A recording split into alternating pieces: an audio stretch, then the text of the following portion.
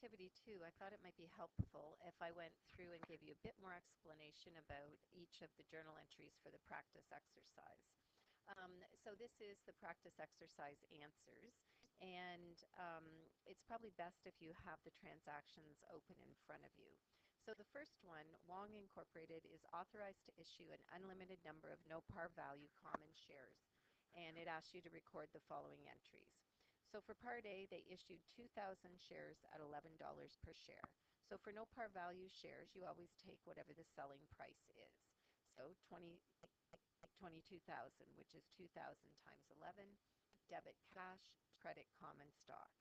For Part B, issued 300 shares to the lawyer for a $2,800 legal bill. Again, there's no par value, so the value of the common stock is just whatever the legal expense is. So debit legal expense 2,800, credit common stock 2,800, even though that's less than, if you calculated the amount per share, it's less than the first transaction of $11 per share. Part C issued 7,000 shares for land with a fair market value of $83,000. Again, since there's no par value, you value the common stock at the fair market value of the asset. In this case, land of $83,000 and so the common stock would be credited $83,000. Executed a 2-for-1 common stock split. That just requires a memo in the books, and you just make record of how many shares are now available, or number of shares outstanding. So in this case, it went from 9,300, it doubled to 18,600. For 2A, Lisinski Limited is authorized to issue 50,000 $5 par value common shares. So if they issued 1,000 at par value, you take 1,000 times 5, which would be a debit to cash of 5,000, and credit common stock 5,000.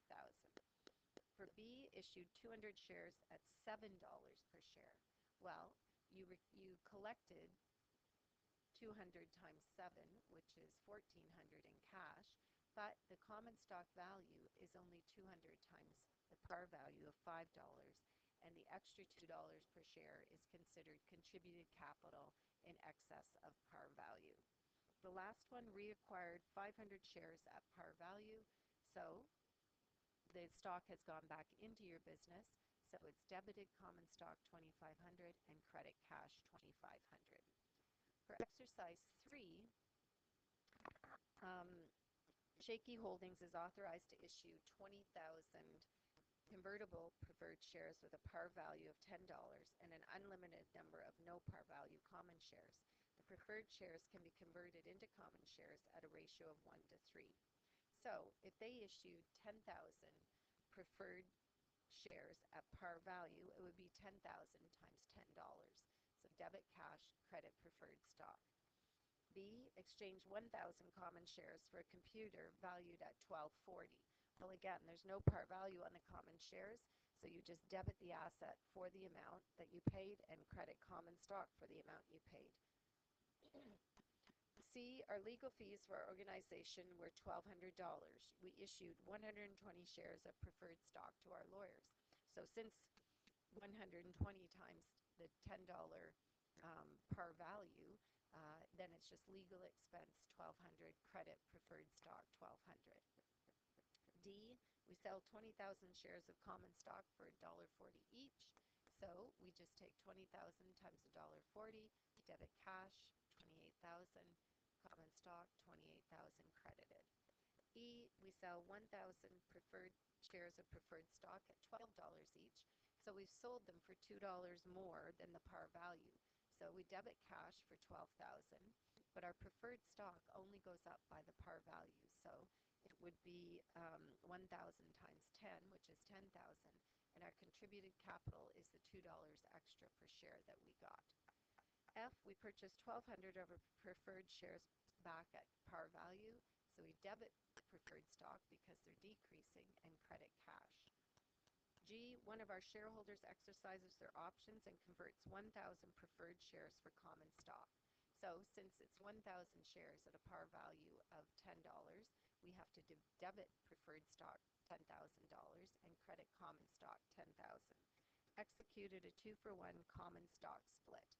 Well, in this case, you have to again do a memo, and it just says executed a 2-for-1 common stock split, increasing the number of shares outstanding from 24,000 to 48,000.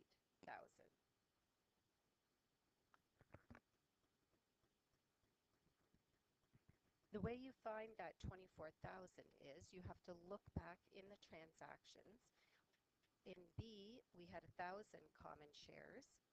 In D, we had 20,000, so that brings us up to 21,000. In G, 1,000 preferred shares convert to common stock, and if you look in the information at the top, they convert at a ratio of 1 to 3, so 1,000 shares preferred would be 3,000 common. So you have 3,000 in G, D 20,000, and B 1,000, so a total of 24,000 outstanding common stock.